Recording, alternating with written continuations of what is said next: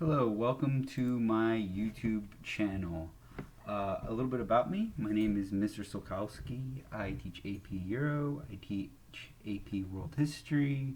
I've taught history for the past 7 years. Classes like US History, International Studies. I've been an AP Reader. I've done all these different things. And today, my channel, my video is going to be about how to do a DBQ from start to finish. Now, I have a PowerPoint that I made. I've used different materials that I've found along the way to help you guys out. I'm going to put a link in the YouTube page on the bottom that you guys can actually click on and see this PowerPoint. This is for students, this is for teachers, this is for whoever needs any help either in this upcoming year or even next year going further, okay? In this actual PowerPoint, you're going to have two renditions of it. It's going to be kind of like geared towards AP World and AP European History. They'll have notes on both, but it works basically the same for the AP DBQ portion of your exam going forward. Okay? So I like to start off my PowerPoint. It's kind of easy. Here it's basically the idea is how to do a DBQ. What is a DBQ, right? Let's start off from the scratch. If you've never seen a DBQ before, you don't know what it means, is it some sort of foreign idea, right? So DBQ literally stands for document-based question. This portion of your exam is going to assess how you, as a historian, right, because you're still in class, are going to actually write an essay that encompasses documents that are given to you. You don't know the documents, you don't know the question or the prompt, but you do your best to actually answer the question while using the documents and making a historically feasible essay. Okay, so that's what a DBQ is, a document-based question. A question that has documents in it, and you need to use the documents to answer the question. Okay, that's a simple form to go forward. Now, you will have one question called the prompt. This is just basically what it will look like, what am I doing, am I timed, and the different questions you get being part of the AP exam. I hope you like my, Olaf cup here. So you'll have a question called a prompt and 7 documents to go along with it, right? You have to answer the question by making an argument or incorporating those documents to support your argument. So you answering the question, but it's not like the classic maybe middle school, elementary school where you just answer the question and it's being given to you. You need to answer the question and make an argument or a thesis statement. So you can't just say, the Industrial Revolution, how has the Industrial Revolution influenced life? You say the Industrial Revolution influenced life forever kind of thing. What you need to do is actually make a point within the ideas and documents that you read and have an argument that makes a point that you defend and counter as you go through your essays. So it's basically you guys argue all the time, right? You're kids, you make an argument, you make a point, well, why do I have to do this? Or why is this? Or this is more important than this. That's the idea you need to make. Whatever you do, you need to make an argument, and your whole essay needs to prove that argument and say the counterpoints to it, okay? And it's like riding a bicycle, what I tell my students. It's not going to be something that you're going to be like, oh, well, I can do that off the bat. Some of you got that right. Some of you might need to work at it, and some of you need to be like, it goes against what you've been taught for so many years of saying, well, just answer the question and no complete full sentence and you're good. That's not going to cut it for an AP exam and the DBQ portion. So moving on, sometimes you'll get a mini bio for your question, sometimes you won't. And for the DBQ question, you're going to have 60 minutes to read the question, read the documents, right, that come along with the question, and then answer it. Okay, so it's timed, and timing and practice timing is as important in the AP exams as just what you're doing, because I have students that you know what you're doing, but then if you take too long, then you don't get to write what you're doing. So you can be an amazing writer, right? But in reality, if you can't write fast or within the time frames, you're not going to do well in this portion of the exam. Now, how is a DBQ scored? How are these teachers, readers, college professors going to read your actual essay, and how are they actually going to give you points? How are you going to get your quote-unquote 100, right? Like, how am I going to get an A on this actual essay? The DBQ components have 7 points that it scores you. So it's like an idea of like 7-point scale. A perfect 7 is like getting 100 or A++, like that kind of idea. That's what you want to attain to, But what I love to tell my students is that that's what our goal is. But reality is that you don't have to. You can still do well in the AP exam in general if you don't actually knock out all those 7 out of 7 perfect score kind of thing. So how's it basically scored? The first point is something called contextualization. What's the contextualization? Well, I'll get into it with the rest of this PowerPoint, but a contextualization literally is like the mini bio before your question, right? So if you get a question on the Industrial Revolution, for instance, you're not starting writing your DBQ on the Industrial Revolution.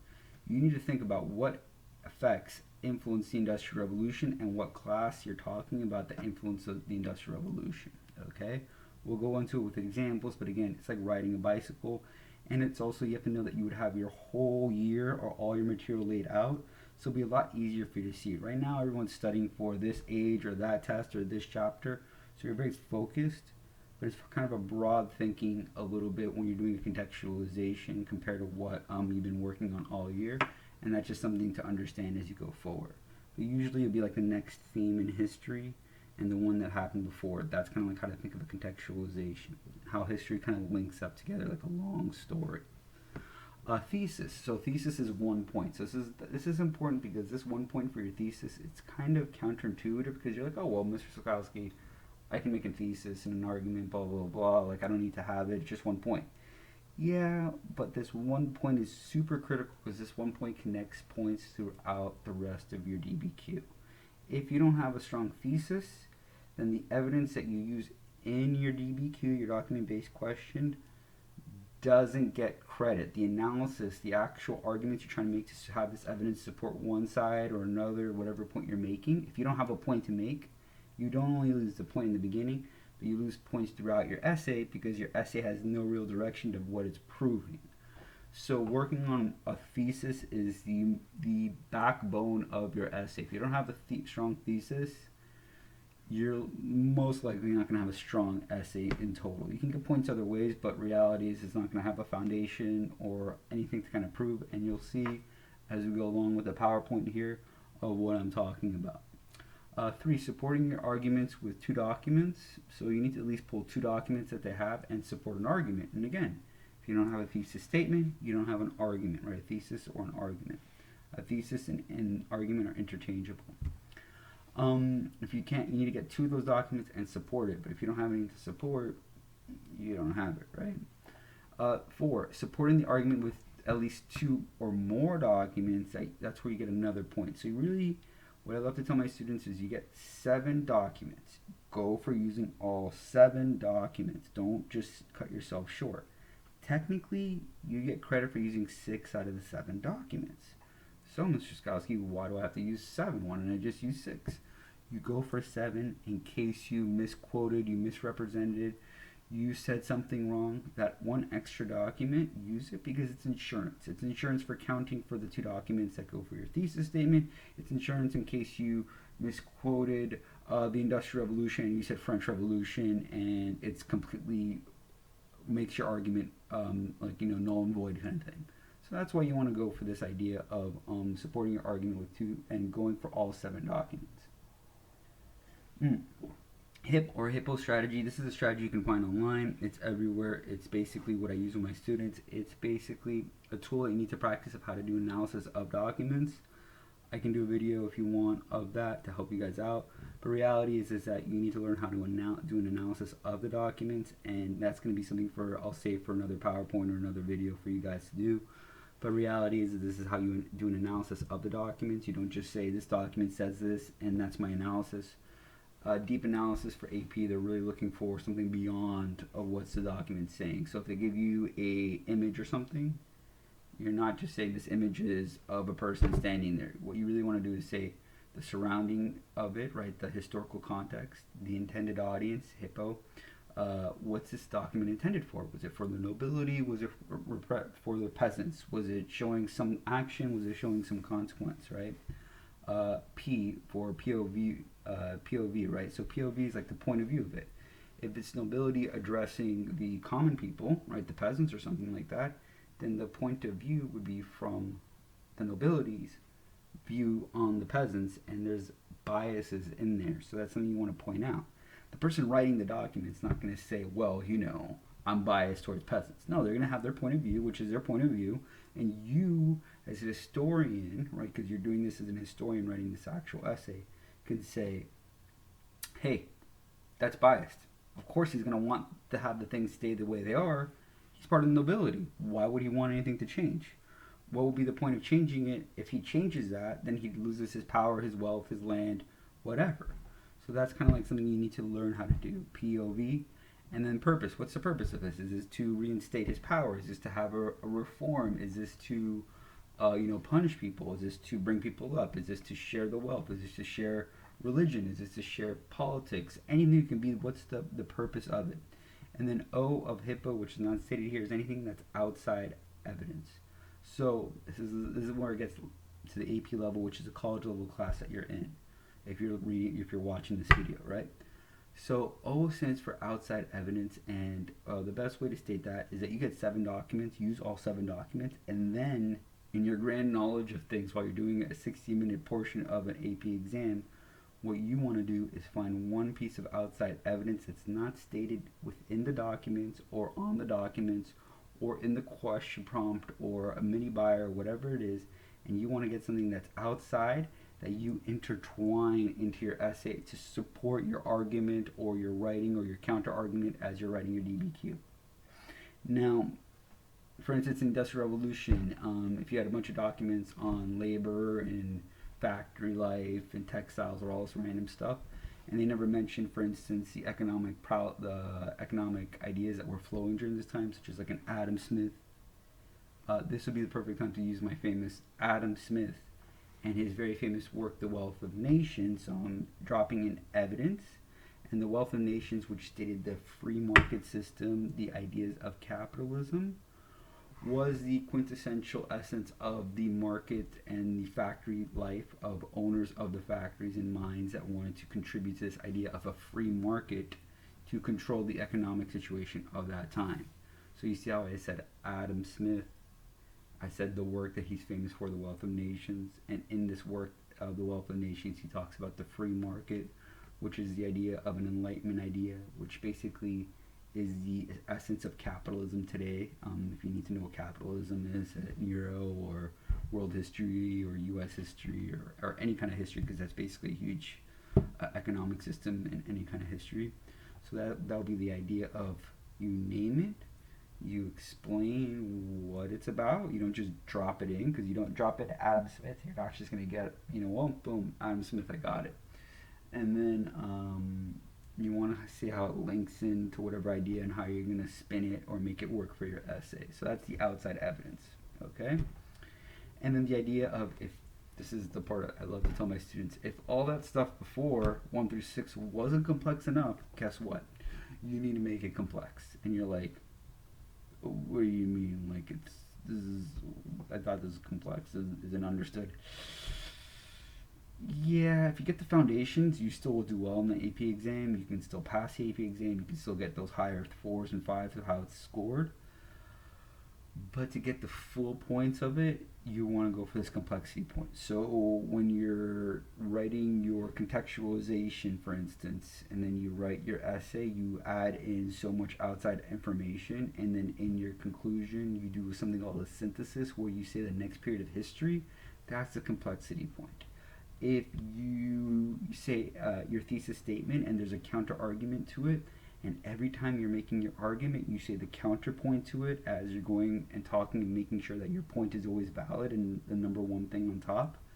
As you go through it, that will be complexity. So every time you say, well, the Industrial Revolution was influenced by the Enlightenment ideologies, even if it was influenced by the Enlightenment ideologies, it had economic parameters that influenced the Industrial Revolution, even though ultimately it was based on the Enlightenment principles stated by Adam Smith with the Wealth of Nations, free market system, and so forth. That's the complexity point. Now, don't freak out. You pass the exam with 6 or 5 out of 7. You can still do great on the AP exam. You not even just pass it, but do well. But that'll be for those people that know how to do DBQ really, really well. And that's the students that I usually push for the next level. I teach everyone all 7. But if you have the core of a context, a thesis, you use all the documents, and you do some analysis of those documents, you'll still score well on the AP exam if you do everything properly and all that stuff is in the right position for the reader, okay? The other stuff is where you go deeper into it and you like blow the reader away, like they're like, oh my gosh, was this person from... So if you're saying that this wasn't complex enough, yeah, that would be the complexity point of going back and forth as you go. Now it's like riding a bicycle. If you don't know how to do the other stuff, then worrying about the complexity point is not going to be an issue. If you wait to the end and you're looking at this video and you think the complexity point is also something you want to get, you've never done DBQ again before, you want to just focus on the actual core of it and not the complexity. If you've done DBQs for fun, I like to say to students, and like you know so much that you can actually teach the class and teach the AP reader of what the actual course is like, that's maybe when you got the complexity point. So don't worry about it as we go forward, just take it in stride, and it's something in the back of your head. Once you get comfortable, if you've done multiple AP classes, that would be the time to kind of worry about that kind of stuff. Now, how do I write 7 points into one essay, right? The classic way of writing an essay in English does not apply in the AP DBQ portion. You can make spelling mistakes, you can make grammar errors and stuff like that. What I like to say is that even though this is a history essay, you're used to using like citing and APA format, all that stuff. No. You write the essay, the AP reader knows that this is a rough draft version of it, okay? You're not citing or having a bibliography at the end. You're doing citations of the documents for the AP reader, but it's not going to be like, spelling Montesquieu, going to be like a major thing for the AP reader. Now, obviously, if it's messed up and it looks like, Zhang He from, the Age of Explorations kind of thing, or Early Age of Explorations, then you might have a problem. But other than that, you need to get in the ballpark of writing, and don't freak out about your writing. It doesn't have to be perfect. You're not allowed whiteout on the AP exam, okay? You have a pencil for the multiple choice, 2 pencils probably, or blue or black ink pen, and that's it. So maybe 4 pieces of writing instruments. None of them are whiteout. And you want to write in pen on the essay portion because it scans for the computer systems clear. So the AP readers, when they read it, it's clear for them to read your handwriting, okay? With that being said, you're not going to be erasing. You just scratch out and move along. You write into it. They have examples on College Board that you can see what it would look like if you have an actual, a lot of people are like, well, I want it to be perfect. This is great grades. This is my college grades. This is the point that you need to kind of like take a step back. It doesn't have to look like a perfect essay. It's a rough draft.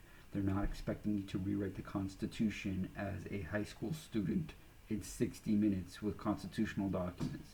That's not the purpose of this actual portion of assessing your historical knowledge, okay? It's more of assessing it, but they don't expect you to rewrite the Bill of Rights or something like that. Now you can break your essay up into 5 paragraphs. Your classic introduction would consist of 2 things into it, right? If it's a 5-paragraph essay with 7 documents intertwined. The intro only has contextualization and your thesis argument. You do not actually use any documents in your intro. Usually it's 4 sentences long for contextualization, and your thesis argument is usually 2 sentences. You can make it in 1. If you have it in 3, it's going to be hard to really assess as you go forward, okay? So make sure you try to knock it out in 2 sentences or less. So basically your intro paragraph is going to be about 5-6 sentences. No documents there. Nothing. Alright? Nothing in there. Then your next 3 paragraphs are going to have parts of your thesis statement in it. And you want to basically have a correlation to it. So usually the rule of thumb I say is if there's 3 main bodies, right, because it's a 5-paragraph essay, but 3 of them are the main body, and you have 7 documents, don't put all 7 documents in the first one, alright? You want to kind of spread them out. So you have room for incorporating the documents and not doing an analysis of the documents and linking them up to your argument. So usually 2 documents in each 2, 4, 6, and then 1 paragraph wherever it fits as you group them would go into that paragraph. So one document would have three documents, 2 and 2. It doesn't have to be exact, but when you group your documents while you're reading them, and that's a whole other section we can go over, is you want to make sure that you spread them out evenly so you have room to do your analysis, evidence analysis, evidence and analysis. With these documents, you must include analysis of each of those documents. It doesn't mean that it has to be all the documents too, but this is basically how you want to group them up. Each paragraph should include a minimum of 2, and that's your main body. Your conclusion is called the synthesis. There, you want to restate your thesis again, and then you want to say maybe the next period of history, and that's going to help you get that complexity point, the hardest one to get. Okay, and I'll explain how to do that, and I can do a different video if you need to do this. Now, here, what if I don't get to do all the parts, Mr. Sokowski, in the DBQ? Am I going to fail? Am I going to get kicked out of high school? Am I going to get in college? No, none of that. Stop worrying. Stop thinking about it. Stop concerning yourself with those issues. The reality is you're going to be fine. If you knock out most of these points, and they have calculators out there, you can see how you would do. It won't hurt you at all. Okay, so don't worry about that.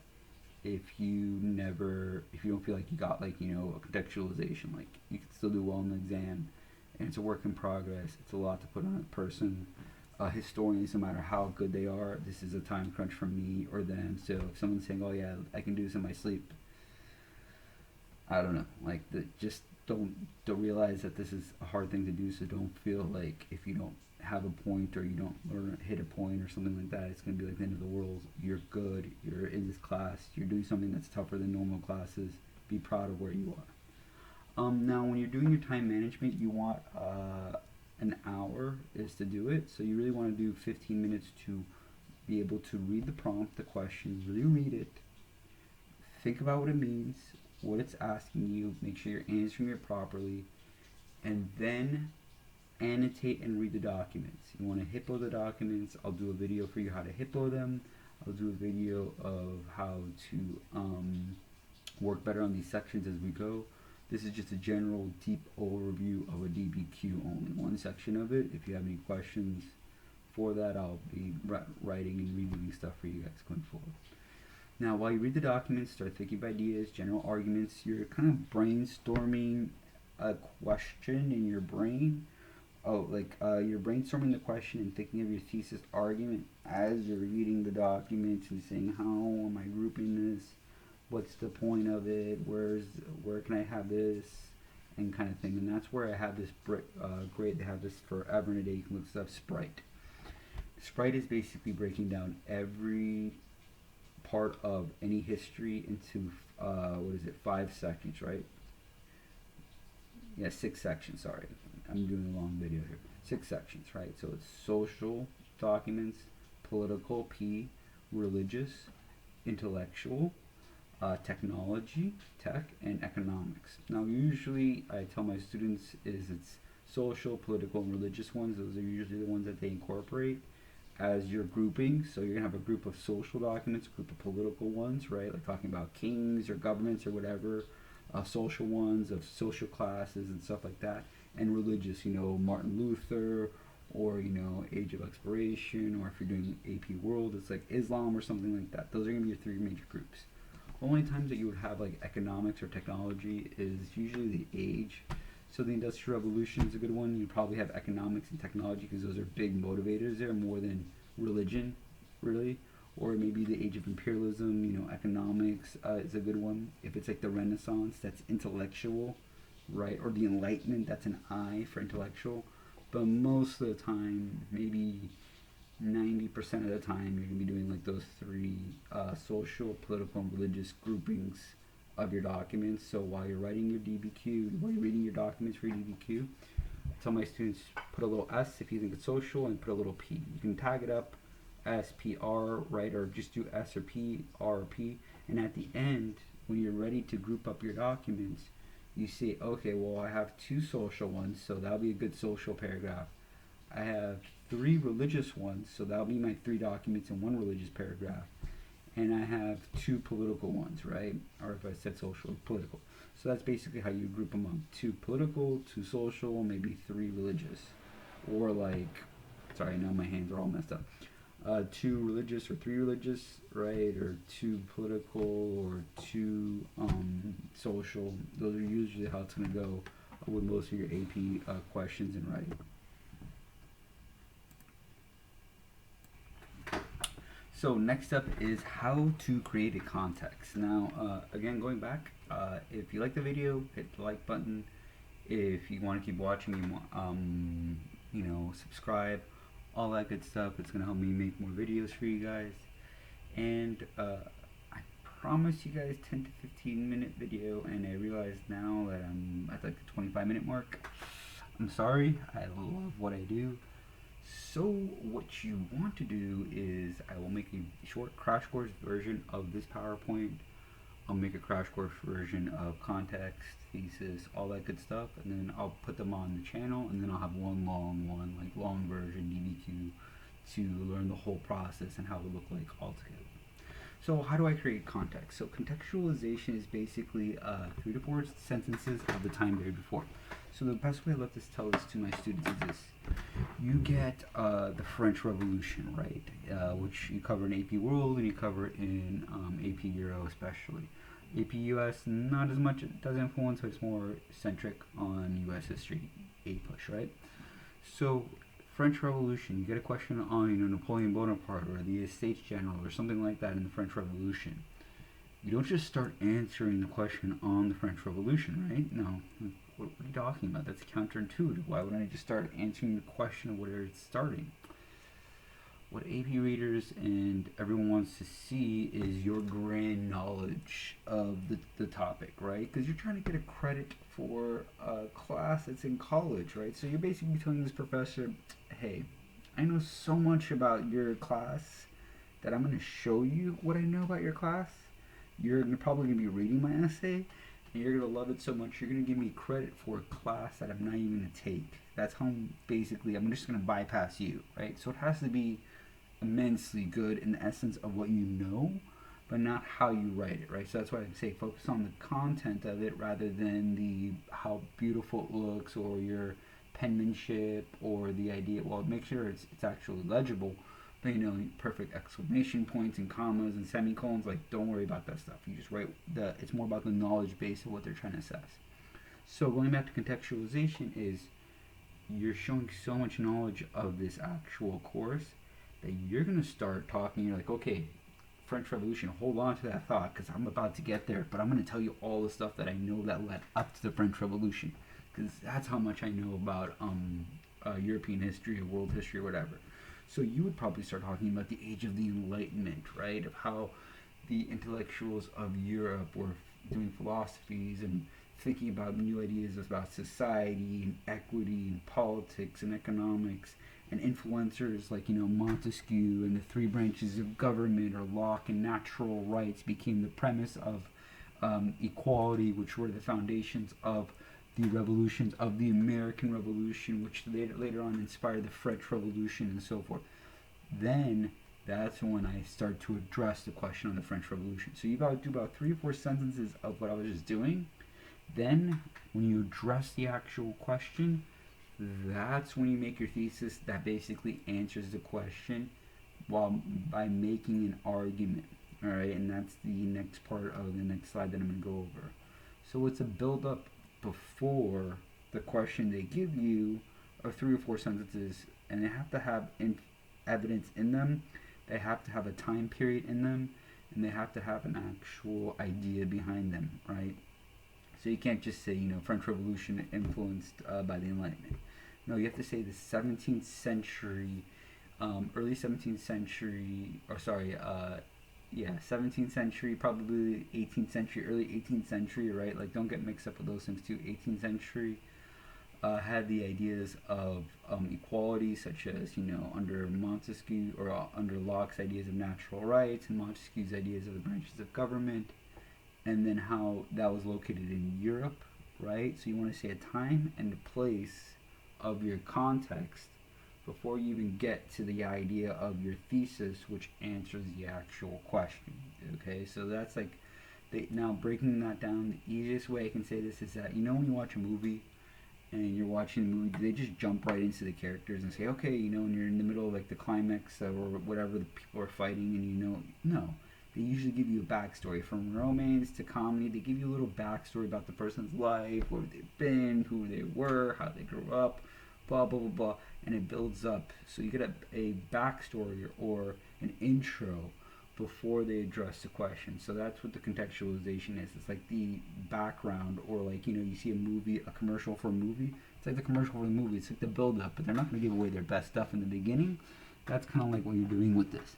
Now, the general rule of thumb here, if you're doing WAP, AP World History, you can go as far back as about 200 years and keep it within the ballpark of what the concept is. So if it's the French Revolution, you want to keep Enlightenment. If it's the Industrial Revolution, you want to keep it more an economic kind of feel. But the furthest back you can go for your contextualization in AP World History is about 200 years. You can't go the Big Bang, because that basically be context for everything, right? Like, but that doesn't count. The AP readers can be like, what are you doing here? That's not a context that links to the French Revolution. Technically it is, but you have like a billion different steps to get to the French Revolution, right? So I'm over here. So that's kind of like what you want to think about. So you want to go about max 200 years. AP World History has a little bit more leeway because it's so much history. If you're an AP Euro, the worst news for you guys is that the furthest back you want to go is about 100 years in European history. Now, it's only focused on Euro, so that's basically why they do that. AP World History, they have a little more leeway because there's so much history, so much happening. But AP Euros is about 100 years, as far back as you can start your contextualization, because you're going to want to maybe go back really far, but if you go back too far, it's not going to connect to whatever you're talking about. So if you start off with the Renaissance or the Middle Ages, getting to the French Revolution, there's too much history there. So you want to kind of, you know, squish it down to as much as you can do. And you'll have all this information in your head because you should be studying for the AP exam, the multiple choice, all that other stuff. So you'll have this all in your brain floating around. You need to be able to practice the different time periods to pick apart which one you want to use for your context. So this is a background. You need time and place. That's the biggest thing for the contextualization. If you don't get that, really you don't have a good jumping off point and a piece of evidence that you can incorporate in there. Here, let's say for instance, if I got a question on World War II, I wouldn't just start answering World War II. I would go back about 100 years, 200 years, and really a good one to do for World War II is the Great Depression. How the Great Depression basically was caused by World War One.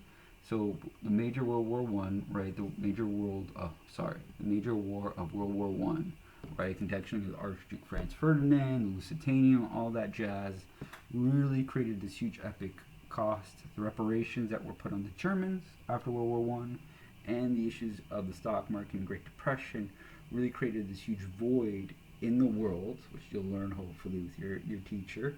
And that void literally led to the premise of the rise of dictatorships such as a Hitler and Mussolini, which were the major instigators of World War II. And that would be a good way to lead up to a question on World War II. See, I went to World War One and Great Depression, which was before World War II, to get to World War II. That's how I'm going to show my knowledge. Now, I know I make it seem simple maybe, it's because I've been doing this a lot, right? And I'm a historian and stuff like that, but you get practicing and doing this by trying it out, and then the more you do it, it's like riding a bicycle. That's the best way I tell all my students. Okay, you're not gonna know how to ride a bicycle by just watching a video of it. Well, you know, you gotta try it. So I'm telling you how to do it, but you gotta do it. If you don't do it, then you don't try it, then you're not gonna learn. Now, how do you create a thesis argument? There's a great template out there. You can look up. It's called like an although. This one up here on the top right. That's really good for everybody, okay? This is something that I'm not taking credit for this. I'm just telling you how I would use it. And basically this formula of the although is great because it has a template that you can incorporate a argument and a counter argument. And when you do this template, you cannot not make an argument. It makes you do an argument. It's brilliant. It's amazing. I'm not taking any credit for this, but it's just great to do, right? You'll be asked a question. It's your job to classify and answer the question within your own statement. Now, sometimes it's hard for people. You guys argue all the time in class. Now it's time for you to make an argument. You're like, I don't know. I'm just going to answer the question with a full sentence, right? Not AP. You need to answer the question by making a point, right? So the best way you can make a point is breaking it into like a 1 or 2 or 2 or 1. What I mean is like have 2 points on one side of your argument, meaning the main issue or main thing. Maybe one as a counterpoint, or have one as the point and two as a counterpoint. It doesn't really matter how you do it, but once you do that kind of talking points, you're forced to make an argument, and that's the template that's over here, which is a brilliant template. So here, your thesis must be the first or last part of your essay. Now, I know I want you to go for it in your intro, because once you do this hard part for that 15 minutes of reading, thinking about it, you basically created your blueprint for your essay. Because once you create this part and you've done your grouping, this is the hardest thing to do. Once you do those two things, you're really just set up to follow this. You always go back to it. A good practice is underlining it so that you can always refer to it every time you're going to a new paragraph. You always go back to it because your whole essay is proving this thesis. And if you don't have a thesis, your whole essay doesn't prove anything. It's great knowledge of random stuff and analysis, but it's no focal point of what it's proving.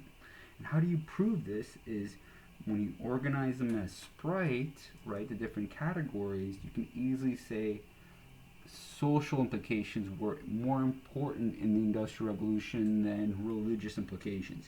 And you've already grouped the documents, hopefully maybe in social documents or religious, right? Or if it's the Industrial Revolution, you'd have more economics. So you could say the economic principles of free market systems were more influential than this. So here you would say, although this is your counterpoint, social issues were one of the primary reasons of the Industrial Revolution. Ultimately, your claim here would be the ideas of economic free market systems and the creation of new political organizations were the main influences of the Industrial Revolution. So once you kind of put those two together, you see how my counter argument would be the idea of social issues, right? So socially it was important, but not as important as economics or political aspects. And then later on you want to switch out Sprite words for more things that connect to those periods of time, and that's something you learn later on, and I can do a video of how you do that. But if you don't know how to organize them quickly, and you don't know how to put them into an essay, and you get graded for the ideas of your organization of the documents too. So here, even if the question was phrased, for instance, how did politics play a role in starting World War II? Alright, so I just got a politics thing. No. While reading the documents, you see there's political documents, there's technology, because it's World War II, and economics. You would make a statement like this. Although new advances in military weapons, technology part, right, because that's my fancy way of saying tech, played a major role in leading up to World War II, so you're acknowledging this side of it was important in World War II. The major influence, this is the main part of World War II, was underlining unemployment, instability, a little bit of that rise to power of dictatorships, economics, and the rise of authoritarian regimes, right? Dictatorships were ultimately the causes of World War II. So you see how that is my main point? The other ones are my counterpoints. So that, having this setup is brilliant for that. Now you can either do two paragraphs of argument or one counter argument, or one argument and two counter arguments. It doesn't really matter how you kind of like use that and how you guys think about it and how you phrase it. You might phrase this differently than me. You can pull off a DBQ as long as you make those points that you make valid in your work. And that's okay, because everyone sees a picture differently, right? Like it's like artwork. You might think it's pretty, I might not think it's pretty. We're not wrong, right? So it's however you pull it off and whatever you support your ideas is the most important part of doing this DBQ. Okay? And I'll help you out with that too later on if you need questions and stuff like that. I can make some stuff going forward with you. So how do I write, oh, there's a little thing there. How do I write, let's get out of the way. Alright, I'll just move it for later on. So how do I write my main body and how do I do this? If you've done the Sprite and if you've done the thesis argument and making your point, then you want to figure out how to do your paragraphs and space out your paragraphs and space out your documents in there. There's this great formula that's, again, not mine. It's called a T-paragraph. You can look them up. I can go over it. I'll have a video, guys, for you to do a T-paragraph. But literally the T-paragraph is this. A topic sentence, evidence. Now, you don't just quote a whole sentence, because if you quote a whole sentence, you're not going to get any points for AP Reader. You want to paraphrase it. You want to show that you can read a document, interpret a document, but not really just quote the whole thing. Because why? I'm an AP Reader. I'm going to read the document, and then I'm going to read your document that you quoted the whole sentence. Like, what's the point? I already know what the document says. I want to see if you know what the document says. And if you paraphrase the document, then I know you know what the document's saying because you're saying what it's saying in your own words, right? So paraphrase is the easiest way to do understanding. So topic, right? The social implications of the Industrial Revolution. That's part of my first part of my thesis, or my counter argument, or my argument. So that's linked to my thesis, which is important, right? And then you say you paraphrase your evidence. If you notice that this document had the socio-economic standings of industrial workers at the time, you paraphrase that social part, and then you do an analysis of that. Now that's the hippo of it. I'll go over a whole little video of doing the hippoing of it, but in hippo you want to do either the historical context, the intended audience, the POV, the point of view, if it's biased, or the purpose of it, right? Why was this person doing this? People don't do stuff for no reason at all. Like, I'm doing this video because I hopefully get some viewers or some likes and stuff like that, right? I don't want to just say, hey, you know, I do this because I'm bored. Well, you know, I want to do this for a purpose, get some followers, get something going, right? So that's kind of like the idea of a purpose. Or why you see a commercial. Commercials don't just give you commercials just for fun.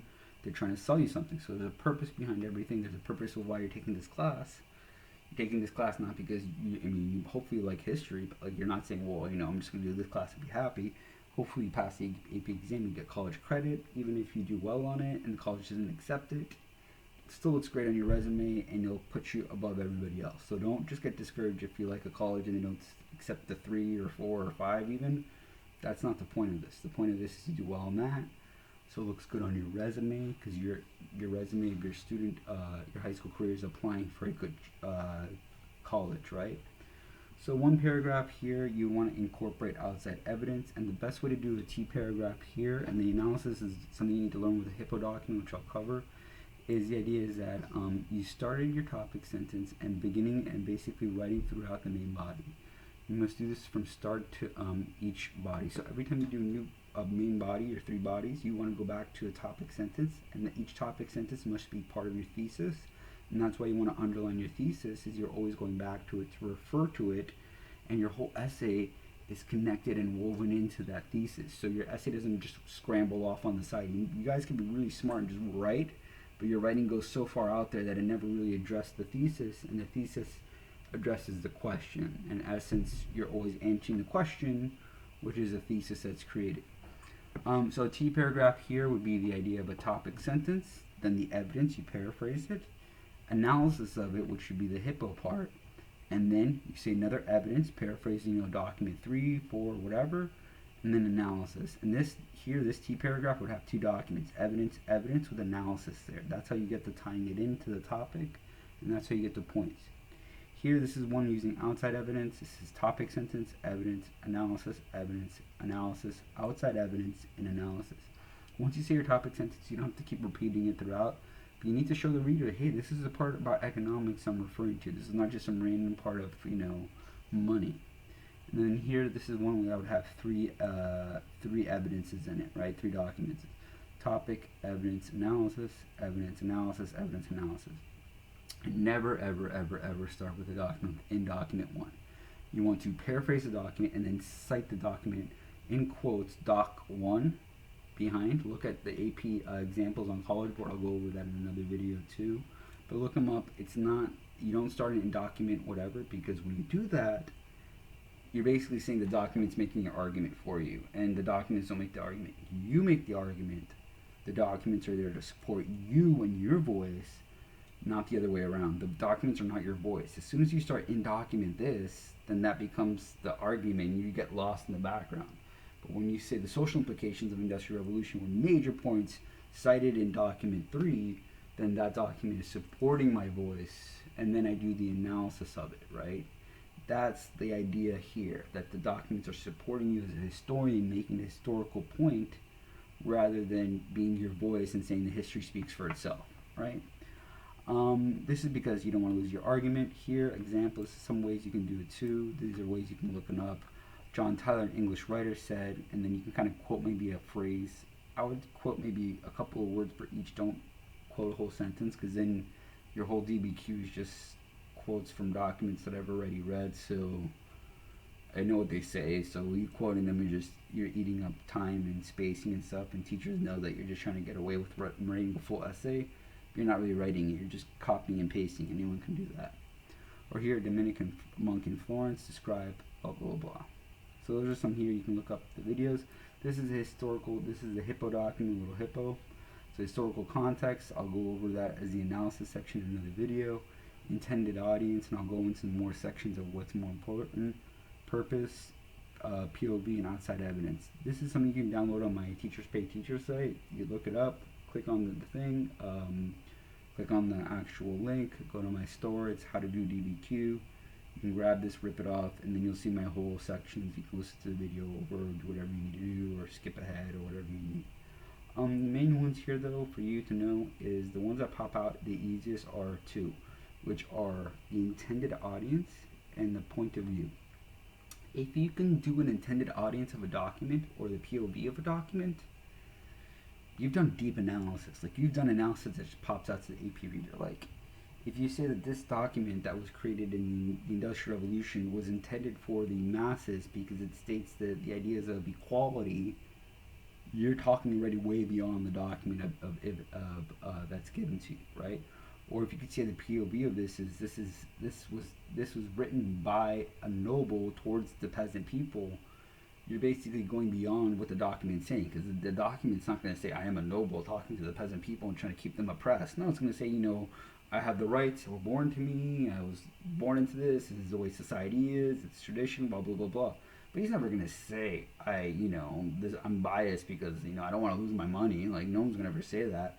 But you saying that through the point of view, not saying it in the language I'm talking, but reality's deeper, saying that this states the ideas of nobility, of how they wanted to maintain their power and rights because they were benefiting during this period of time over the peasants, and that's kind of like how you want to interpret the idea of a POV bias.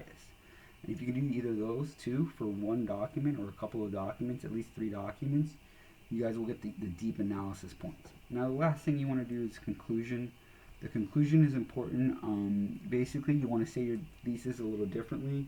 You want to see your thesis, and then you want to paraphrase it in a different. Now, I know you need to use it in your first sentence, in your first your first introduction paragraph, right? Contextualization, thesis. The 3 main bodies, you pick the 7 documents and you spread them out with those key paragraphs. In the conclusion, you restate your thesis. But Mr. Sokalski, I already said my thesis. Why do I have to say it again? You restate it a little differently. First off, AP readers will check the first one and the second one to see if you got it. Second, by the time you do a whole DBQ for like 40 minutes, like, the thesis is like in your back pocket, right? But you're not going to rewrite your whole introduction in a 60-minute essay. But if you rewrite it at the end, and you've had it so clear because you've been going through all those documents and your brain's hurting, you know it like really well, it comes out a lot clearer by the time you've written a whole 40-minute essay. So you rewrite it again, and they can give you credit at the end. They won't give you credit in the middle, but they'll look at it at the end and they're like, oh, you know what, this is actually a good thesis. And they go back and they're like, okay, I'll give them the thesis point. Right? So rewrite it again a little differently, and usually by then you have it's like an insurance policy. If you get to it, that's great. If you can't get to it, don't freak out.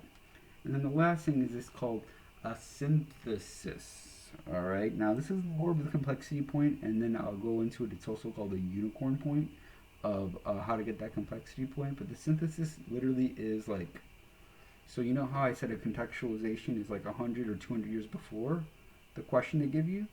A synthesis is 100 or 200 years or what influenced after that period of time. So if I had the French Revolution, for instance, I might cap it off with the outcome of the French Revolution was not a democracy like the American Revolution. The outcome of the French Revolution was a guy named Napoleon Bonaparte, which is seen as an authoritarian leader, right? And I'll exemplify as a continental system, or I'll say something with the French Revolution or something like that, ending with Napoleon Bonaparte going forward. So it's like 100 years after your thesis, your DBQ. So remember, it goes contextualization like 100 years before, 200, depending on what class you're in. Your thesis, which is talking about the question and the documents in that era or whatever. And then the synthesis is after you say your thesis, you link it to the next 100 years or so. And why is that so important? You just showed an AP reader or a college professor this. You showed them that you know so much about this question they're asking. You're saying, whoa, whoa, whoa, I'm going to tell you about what happened 100 years that led to that question. And now I'm going to answer that question in the spread and the analysis and major crazy awesome stuff. And then to cap it off, I'm going to show you what this period, now going to the general point of view, what it led into the next period of history. That's how much AP Euro or how much AP World History I know. I'm not just going to answer your question. I'm going to give you the background, that I'm going to answer the question, and I'm going to give you what happens after that question, right? And that's something that you need to learn going forward. Now remember, you're not going to have it off the bat easy, but it's going to be something that's going to help you for the complexity point here, or what I was talking about with the argument, and then your counter argument throughout. Now I'll go over another one with a complexity point for it, but reality here is it's two ways. You can add in so much outside information in every paragraph of those 2 paragraphs I showed you that you basically blow the AP reader away. Like every document you're putting in outside information that was never mentioned anywhere in the documents or the question that they gave you. Like you're saying Adam Smith and Montesquieu, and you're talking about, Robespierre, and you're talking about all the stuff with the French Revolution that wasn't even mentioned there, but you're making it work too. You don't just name drop it, but you explain it and connect it. Or you can do the easier one is the contextualization, and then the parts that I said leading into your DBQ, and then the synthesis, and then hopefully with some of the information in the middle of it that you've written so well, and you've done such great analysis and outside information in the middle, that can qualify for a complexity point. Now it's hard to get, but it's possible between those 2 factors, is the synthesis point, or the tougher one I believe to be is the arguments and counter arguments throughout your essay. So remember how I said one or two paragraphs will be your argument, and then 1 or 2 paragraphs will be your counter argument, right? Like economics played a more pivotal role in the Industrial Revolution than religion. But even though when you're doing economics, you say the argument, your point, but you also say the counterpoint to it, and then you end with your point. So even though economics played a major part, economics was the only viable option for the production of the Industrial Revolution. Technology played a major role in it. Ultimately, though, things through like Adam Smith, The Wealth of Nations, or the ideas of the factory system, or the ideas of the steam engine, or something like that, ultimately played the beneficial part of economic growth being the ultimate point in the Industrial Revolution, right? So you see how I took you in a ride for my argument? I said my argument, I said the counter argument to it, and then I ended on my argument, because you don't want to make your argument weaker. Now you do that for every paragraph, and you can get the complexity point, because you're showing the AP reader you know so much about your point. You're going to say the counterpoint to it, but then you're going to end on your point. I know so much information as a historian that I'm going to give you all different angles, right? Like the hands there. I give you all different angles, and I'm going to show you how much information I know, but I'm going to end it with my point, because my point has better evidence that I'm supported with the documents you gave me randomly. And this has been the end of the video. I hope you guys liked it. I know it was long. I'm going to give more shorter versions of it. I have other ones I'm going to be doing for the periods of history. I'll do ones for AP Euro and AP World History. I can do one for international later and US history. I'm going to start uploading stuff in those sections. I'm going to try to really do crash courses too, so I want to grab this PowerPoint, what I just said, in this long version of it, and I want to make it into like little sections, hopefully like 5 minutes and stuff like that, so you guys have some digestible stuff to do. But this is like how I would teach it in my class, a whole full rendition of it, and after this everyone would just go and take naps and never want to hear me talk about a DBQ again, because I know what I just put you through if you listen to this whole thing. So like, subscribe, do all that jazz, and hopefully see you again. Alright, thank you guys very much for coming to the channel.